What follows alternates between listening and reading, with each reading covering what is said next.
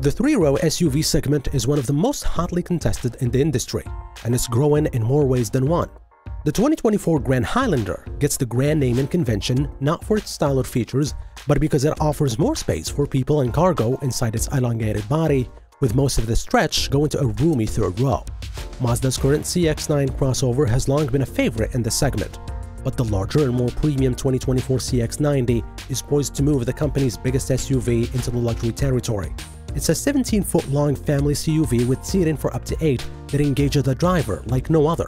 And to find out which one is better for you, in this video we will compare both SUVs' designs inside and out, pricing, and how they drive. So, without any further ado, let's get into it.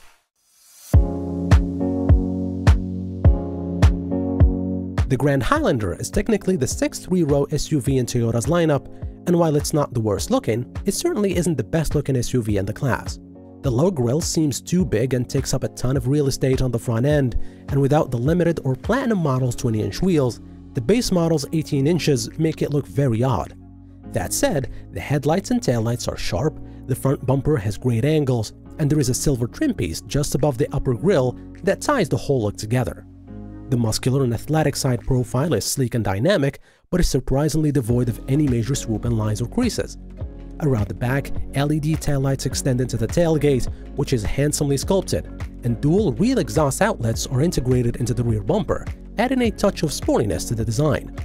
The CX-90's platform makes for subtly different proportions than the rest of the Mazda lineup.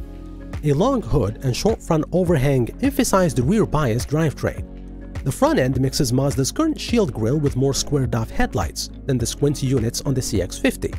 It's the taillights that are possibly the biggest departure from the current Mazda styling. The lighting elements are slim and stretch nearly to the central Mazda badge. Tasteful amounts of chrome anchor the lower edges of the CX-90, and depending on trim, the wheel arches and side skirts are body-colored. As for size, it's fairly similar to the Toyota in length and width, but when it comes to height, the CX-90 is 2 inches lower, but with an identical ground clearance of 8 inches. When it comes to looks, I think it's a no-brainer. The CX-90 has an absolute sensational design. It features the best look in the entire segment.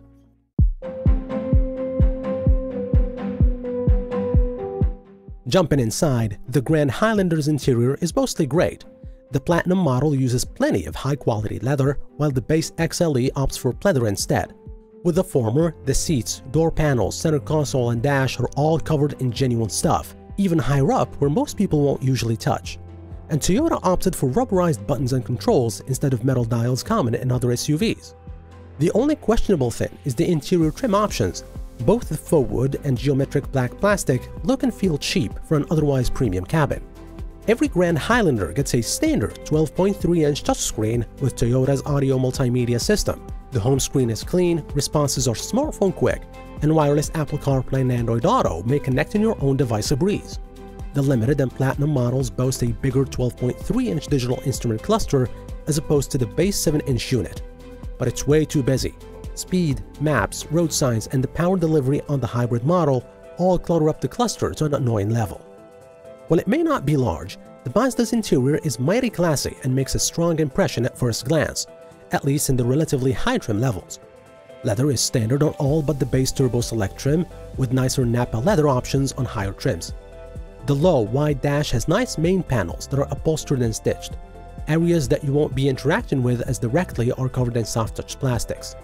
The top-rung Turbo S Premium Plus is genuinely on par with luxury models, with sumptuous faux suede trims and, depending on color scheme, quilted seating surfaces or a unique hanging stitch dash panels and wheelwood trim. Higher trim models get the largest available screens for instruments and infotainment at 12.3 inches apiece, with the addition of a head-up display. Lower trim CX-90s get some analog dials and a 10.25-inch infotainment system. The graphics are attractive and easy to read on both screens, and the head-up display is simple and clear. There isn't much in the way of configuring the instrument display, though it would be nice to make some adjustments like displaying the navigation map on the instrument cluster. As for passenger and cargo space, the Grand Highlander seats are soft with solid bolstering and plenty of space in every direction for the front 2 rows. Climb into the second row, and the captain's chairs suffer from somewhat limited support, especially for tall passengers, but this space is good for the class.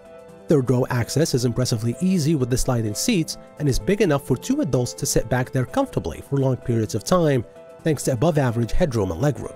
As for cargo space, it boasts the second best cargo space behind the third row, a healthy 20.6 cubic feet. Fold it and you get 57.9 cubes, and with all the seats down, you get a best-in-class 97.5 cubes. As for the CX-90, its wheelbase is 6.7 inches longer than the Toyota, though they are similar in overall length. The front occupants have plenty of room length and height-wise, but knee and hip room are a little tight compared to the Grand Highlander. The second row is primarily roomy, and it's available as a 3-person bench or a pair of captain's chairs with decent space all around. The third row is a bit disappointing. Adults can fit, but they will need to find some compromise with the second row passengers to have a tolerable amount of legroom. As for cargo space, with the base 3-place third row, there is 14.9 cubic feet. With the third row folded, space grows to 40 cubic feet, or 74.2 with the second row folded, which makes it smaller than the Toyota across the board.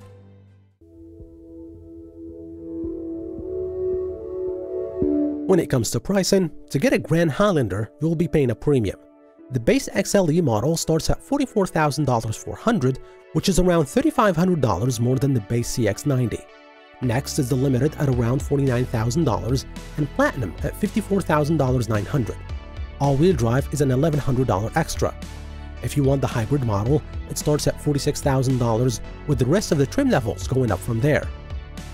As for the CX-90, for as premium as it feels, the pricing is quite aggressive. The base Select trim starts at $41,000 and it comes standard with all-wheel drive. There are 7 other trim levels. The price can climb all the way to $61,500 for the Turbo S Premium Plus. The base plug-in hybrid starts at $48,820 and climbs to $58,500 for the top Premium Plus trim.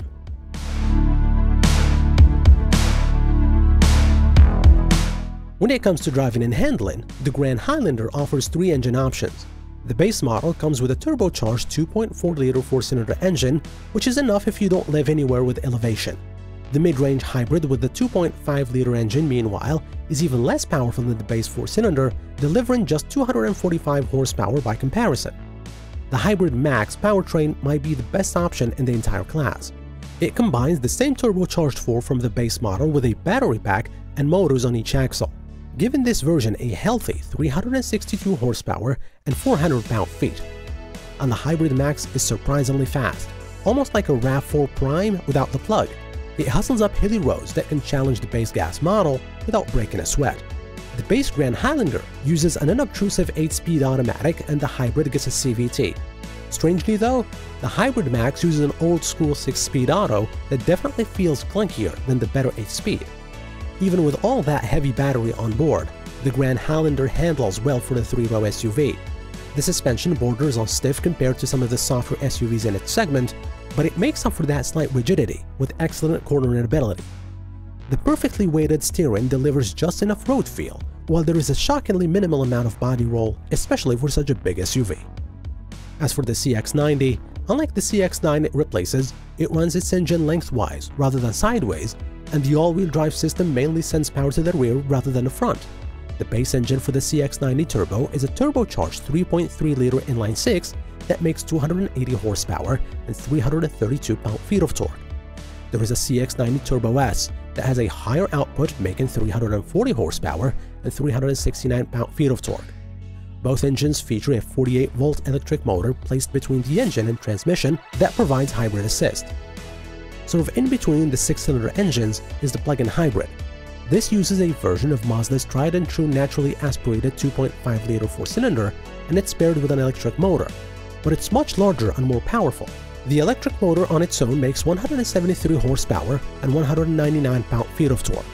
When combined with the gas engine, you get a maximum output of 323 horsepower and 369 pound-feet. Both of the top-spec 6-cylinder and plug-in hybrids are impressive. Mid-range power and torque are copious with the quick spool-in turbo.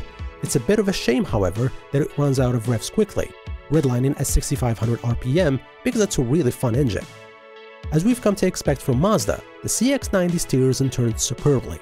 There is only one suspension and steering calibration regardless of the drive mode you're in. This makes it comfortable and confidence-inspiring. On a twisty back road, you will find you can keep driving it harder and harder, and the CX-90 is happy to do it. And the rear drive bias design also means you can lay onto the throttle sooner and more aggressively.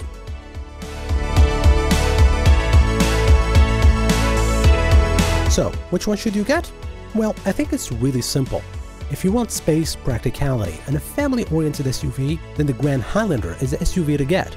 But if you can sacrifice just a bit of functionality for the sake of form, then the CX-90 delivers in spades with driver enjoyment to boot.